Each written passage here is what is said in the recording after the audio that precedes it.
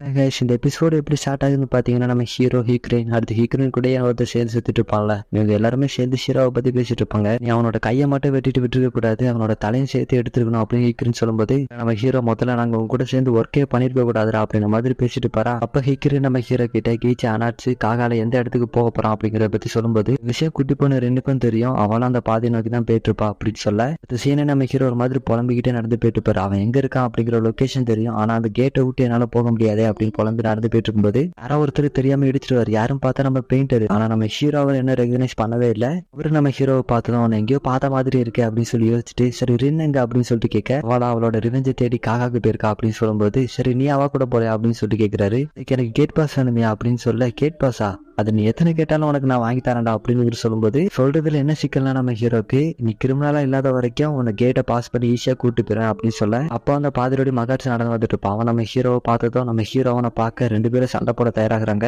நீ இங்க என்னடா பண்ற, உனக்கு இங்க என்னடா வேலை அப்படின்னு ரெண்டு பேரும் மாத்தி மாத்தி கேட்டுட்டு இருக்க. அப்படியே இந்த சீனை கட் பண்ணி ரின்னோட அந்த காகா அப்படிங்கிற அந்த வில்லேஜ் நோக்கிய பயணத்தை காமிக்கிறாங்க. தனியா ஒரு ஆதி காலத்து மனிதன் மாதிரி மீனை கட்டையில பிடிச்சுதான் சாப்பிட்டு இருக்கா. மகாட்சியுமே நம்ம பெயிண்டர் தான் கூப்பிட்டு போற போல, அவர் மகாட்சி கிட்ட இருந்து ஒரு பேப்பரை வாங்கி நம்ம ஹீரோ கிட்ட காமிச்சிட்டு, நீ அவனுக்கு ஹெல்ப் பண்ணணும் அப்படின்னு சொல்லிட்டு சொல்றாரு. இதுக்காக அவனுக்கு ஹெல்ப் பண்ணணும் அப்படின்னு சொல்லிட்டு கேட்கும்போது, உனக்கு சும்மா பாஸ் தரது நல்லா இருந்த மாதிரி எனக்கு தோணல, அதனால அவனுக்கு ஹெல்ப் பண்ண அப்படின்னு சொல்லிட்டு சொல்ல, நம்ம ஹீரோ ஒத்துக்கிட்டாரு தான் நினைக்கிறேன். அவருக்கு ஒரு இன்ன தேடி போகணும்ல. அப்படியே இந்த சீனங்க கட் பண்ண ஹைக்ரின் அடுத்து சிரஞ்சு ரெண்டு பேரும் ஒரு இன்னும் உட்காந்து சாப்பிட்டுட்டு இருப்பாங்க. அங்க வச்சு சிரஞ்சு ஹைக்ரின் கிட்ட, நம்மளுக்கு ஹெட் குவார்டர்ஸ்க்கு சமன் பண்ணிருக்காங்க, இதை ரொம்ப நாளா யோசிச்சுட்டு இருக்கேன், நம்ம ஸ்டேட்டாவே விக்டோரியோட லீடர் நோக்கி போயிட்டு இருக்கோம், ஒரு பெரிய ரெஸ்பான்சிபிலிட்டி மாதிரி உனக்கு தோணல, அது மட்டும் இல்லாம நீ இதை மறந்துருக்க மாட்டேன் அப்படின்னு சொல்லி நினைக்கிறேன். நம்ம தலைக்கு ஆளுக்கு 100 ரியோ கொடுத்தோம்னா நம்மளால இந்த ஒரு இதுல இருந்து வெளியே வர முடியும். இப்ப நம்ம இந்த மிகுன் ரியோக்குள்ளேயே இருந்தோம்னா நம்ம சாப்பாடை பத்தி கவலைப்பட வேண்டாம். ஆனா எனக்கு இது தப்பா தோணுது, இப்படியே நம்ம வாழ்ந்துட்டு இருந்தோம்னா கடைசி வரைக்கும் நம்ம ஒரு கொலையாளியா தான் இருப்போம் அப்படின்னு சொல்லிட்டு சொல்ல, இதெல்லாம் ஹைக்ரின் அந்த அளவுக்கு காது கொடுத்து கேட்கலனாலும்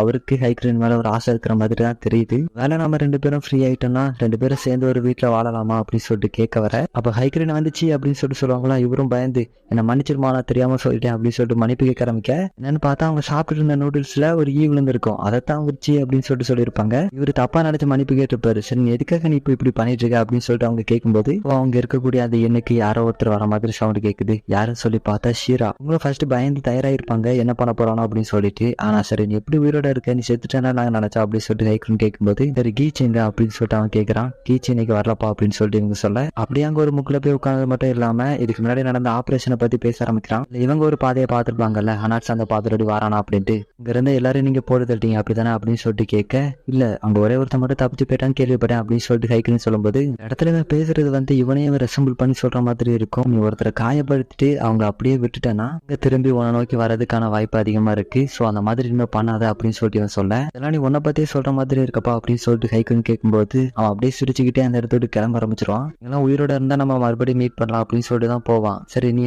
கீச்சியை பார்க்க வெயிட் பண்ணல அப்படின்னு சொல்லிட்டு ஹைக்ரின் கேட்க, அவன் அப்படியே சைலண்டா அந்த இடத்த விட்டு போயிருவான். ஹைக்ரினுக்கு ஏதோ ஒண்ணு தப்பா தோணுது, எல்லாத்தையும் சடனா பேக் பண்ண நம்ம சீக்கிரமா அந்த இடத்த விட்டு கிளம்ப போறோம் அப்படின்னு சொல்லிட்டு சொல்ல, ஹைக்ரின் மார்வெஸ்லாம் போட்டுட்டு அந்த இடத்த விட்டு கிளம்பும் போது விக்டோரியாவோட ஆட்கள் உள்ள பூந்துருவானுங்க. அதுல ஒருத்தனோட கண்ணு காயப்பட்டிருக்கோம்ல, இவன் தான் ஹைக்ரின் அடி வாங்கிட்டு தப்பிச்சு போனவன். ஹைக்ரினை கேப்சர் பண்ணிடுவானுங்க. இந்த ஒத்த கண்ணனுக்கு ஹைக்ரின் கூட இன்னொருத்தர் இருப்பான் அப்படிங்கிறது தெரியும். சோ மேல போய் தேடுங்க, எவனாட்டி இருக்க வாய்ப்பு இருக்கு அப்படின்னு சொல்லிட்டு ஆர்டர் கொடுக்க உங்களும் மேல தேடி போறாங்க. ஆனா சிரிஞ்சு இவங்க ரெண்டு பேருக்கும் பின்னாடி தான் நின்றுட்டு இருக்கான். இதுல ஒருத்தரோட தலையை மட்டும் வெட்டி போட்டுருவான். இதை பார்த்து ஹைக்ரின் தப்பிச்சு ஓடி சிரிஞ்சு அப்படின்னு சொல்லிட்டு சொல்லும்போது, தப்பிச்சு போற மாதிரி தெரியல, ஹைக்ரினை காப்பாத்துறது தான் முன்முறமா இருக்க. அதுல ஒரு தாத்தா பெருசா இருப்பாரு, அவரு சிரஞ்சியை வெட்டி போடுறாரு. அவ்வளவுதான், சிரஞ்சி இறந்து போயிட்டான். ஹைக்ரினே பிடிச்சிட்டு அந்த இடத்தோடு போக ஆரம்பிக்கிறாங்க.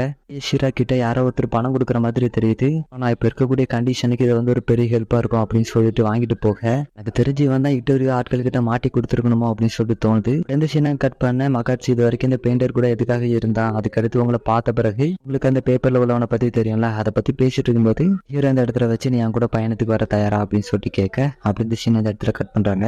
நைட்டு கீச்சு அந்த எண்ணுக்கு பார்க்கும்போது அந்த இன் ஃபுல்லாவே ரத்தமா செதறி இருக்கும். அங்க சிரஞ்சு இறந்து போன அவனோட பாடியை பாக்குறான். அங்க சிரஞ்சு இறந்து போன பிறகுமே கூட கிரணை எந்த சைடு கடத்திட்டு போனானுங்களோ அந்த சைடு பார்த்தபடியே தான் விழுந்துருப்பான். சோ இவனுமே அந்த சைடு தான் கூட்டு போயிருக்கான் அப்படின்னு சொல்லி யோசிக்க, அந்த சைடு ஹைக்ரினை பார்த்தோன்னா ஹைக்ரினை போட்டு டார்ச்சர் பண்ண ஆரம்பிக்கிறானுங்க. ஏதோ ஒரு வெப்சைட்ல படிச்ச மாதிரி ஞாபகம் இருக்கு, ஹைக்ரினை ரேப்பும் பண்ணானுங்க அப்படின்னு சொல்லி எழுதிருந்து. கண்டிப்பாக இருக்கக்கூடிய நிலைமை வச்சு பார்க்கும்போது ரேப் பண்ணிருக்கிறதுக்கான சான்ஸ் ரொம்பவுமே அதிகமா இருக்கு. நீடிலாம் இருக்கும்ல, அதை சூடு பண்ணி அவளோட காலில் சுருக்கி டார்ச்சர் பண்றானுங்க. சொல்லவே முடியாத டார்ச்சர்லாம் நிறையவே பண்ணுவானுங்க. அப்போ அந்த இடத்துக்கு அந்த பெரியவர் வராரு. கேட்ஸ் ஒரு 2 பேர் கொலை பண்ண ட்ரை பண்ணும்போது அதுல ஒருத்தன் அக்காபி அப்படின்னு சொல்லிட்டு இறந்து போனான். அவங்க யாரு, எந்த அமைப்பை சேர்ந்தவங்க, அவங்க கூட சேர்ந்து ஒர்க் பண்றாங்களா அப்படின்னு சொல்லிட்டு கேட்க ஆரம்பிக்க, கிரணம் அக்காபியா அவங்க உங்களுக்கு முன்னாடி ஆல்ரெடி செயல்பட ஆரம்பிச்சிட்டாங்க, கண்டிப்பா உங்களை அவங்க கொலை பண்ணாம விட மாட்டாங்க அப்படின்னு சொல்லிட்டு ஹைக்ரின் சொல்லும்போது, அக்காபியா அப்படிங்கிறது முகேஷ் தான் தப்பா புரிஞ்சுக்கிட்டு சொன்னா நினைச்சேன், ஆனா அப்படி உண்மையாவே ஒரு குழு இருக்குது போல.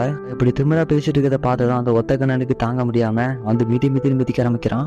ஹைக்ரின் சிரஞ்சு கூட இருந்த ஞாபகத்தெல்லாம் நினைச்சு பார்க்க ஆரம்பிக்கிறாங்க. சிரஞ்சுக்கு வந்து இவங்களோட ஹேரை தொட்டு பார்க்கறது ரொம்ப பிடிக்கும். இவங்களோட ஹேரும் அவனோட அம்மா ஹேரும் ஒரே ஹேர் டைப் தான். அவனோட அம்மா வந்து ஃபாரினர் போல, அது மட்டும் இல்லாம அவனை வளர்க்கறதுக்காக ரொம்பவுமே கஷ்டப்பட்டாங்க அப்படின்னு சொல்லிட்டு சொல்ல, சரி இப்ப அவங்க எங்க அப்படின்னு சொல்லிட்டு கேட்க, அவங்க இறந்து 1 வருடங்கள் ஆகுது அப்படின்னு சொல்லிட்டு சொல்றான். அவனோட அம்மாக்கு அவங்க உயிரோட இருக்கும்போது அவன் பணம் நினைச்சதெல்லாம் பத்தி பேசிட்டு இருக்கிறது இவங்க நினைச்சு பாக்குறாங்க. இதுக்கு முன்னாடி அவன் நம்ம 2 பேரும் ஒரு வீடு வாங்கி சேர்ந்து வாழலாம் அப்படின்னு சொல்லிட்டு கேட்டுப்பான்ல, அப்ப இவங்க வந்து அதை கேட்காத மாதிரி தான் நமக்கு தெரிஞ்சிருக்கும். இப்போ அவன் சொன்னதெல்லாம் நினைச்சு இவங்க கொஞ்சம் சிரிக்கும் போது அதை இவங்க 2 பேரும் பாத்துருவானுங்க. சிரிச்சிட்டு இருக்காடா அப்படின்னு சொல்லிட்டு அவனுங்க 2 பேரும் அவளை அடிக்க ஆரம்பிக்க, அதுக்கடுத்து அவனுங்க 2 பேரும் சேர்ந்து ஹைக்ரினை ரேப் பண்ண மாதிரி தான் தெரியுது. அப்படியே இந்த சீன் அங்க கட் பண்ண 2 நாள் ஆயிடுச்சு போல. சிரஞ்சு வந்து சவுத் ஈஸ்ட் சைடு தான் காமிச்சபடி அவன் இறந்து போயிருந்திருப்பான். இந்த சைடு தான் கீச்சை வந்து இன்வெஸ்டிகேஷன் பண்ணிட்டு இருக்கும் போது இந்த சைடு ஒருத்தர் நடந்து வந்துட்டு இருக்க கீச்சை அவனை பிடிச்சி இன்வெஸ்டிகேஷன் பண்ண ஆரம்பிக்கிறான்.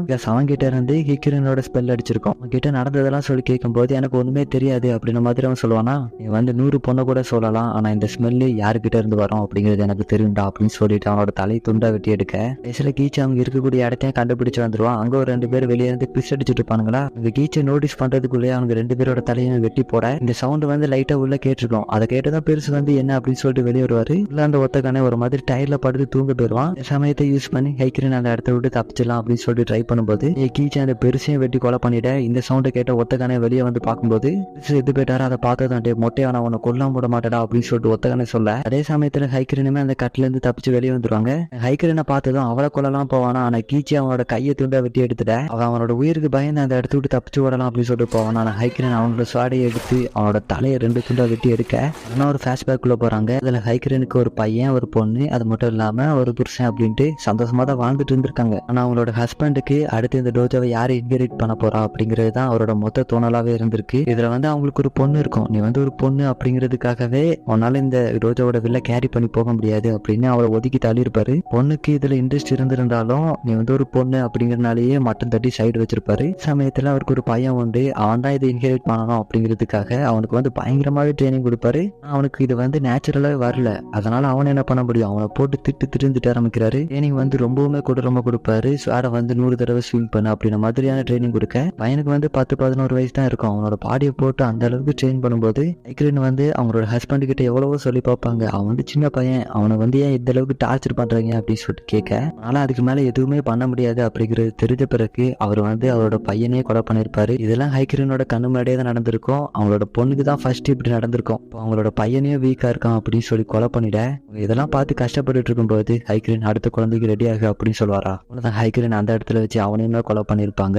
அதுக்கடுத்து வீட்டுல உட்காந்து ப்ளீச் போட்டு அவங்களோட பாடியை ஃபுல்லாவே தேய்ச்சி எடுத்துட்டு இருப்பாங்க. என்னோட குழந்தையோட ரத்தம் என்ன விட்டு போக மாட்டேங்க அப்படின்னு ஒரு பைத்தியம் மாதிரி ஆயிருப்பாங்க. அதுக்கடுத்து இவங்களோட ஃபேமிலியே வெட்டி கொலை பண்ணிட்டாங்க அப்படின்னு சொல்லிட்டு உங்களுக்கு வந்து மரண தண்டனை கொடுத்திருப்பாங்க. அதை நிறைவேற்றுறதுக்காக ஒரு 4 பேர் வந்திருக்க இந்த இடத்துல வச்சுதான் முகியன் ரியூ இவங்களை காப்பாத்திருப்பாங்க போல. அப்படியே இருந்து சின்ன கட் பண்ணோம்னா 3 நாள் ஆயிடுச்சு போல. கீச்சு தான் ஹைக்ரினை 3 நாளா நல்லா பாத்துட்டு இருந்திருப்பான். சரி சிரிஞ்சுங்க அப்படின்னு சொல்லிட்டு கேட்கும்போது அவனை பக்கத்துல தான் பதிச்சிருக்கேன் அப்படின்னு சொல்லிட்டு சொல்றாரா. நம்ம இதுக்கப்புறம் என்ன பண்ண போறோம் அப்படின்னு சொல்லிட்டு கேட்பாங்க.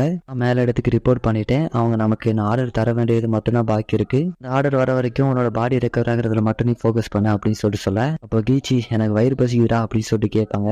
பக்கத்துல தான் ஒரு ஃபுட் ஷாப் இருக்கு, நான் போய் வாங்கிட்டு வரேன் அப்படின்னு சொல்லிட்டு கீச்சா அந்த இடத்த விட்டு கிளம்பிட, சாப்பாடு வாங்கிட்டு வந்து பார்த்தா அந்த இடத்துல ஹைக்ரின் இருக்க மாட்டாங்க. நேரம் போக ஹைக்ரின் அந்த இடத்துக்கு வந்துருவாங்களா, நான் சிரிஞ்ச புதைச்சட்டத்தை தான் போய் பார்க்க போயிருப்பாங்க போல.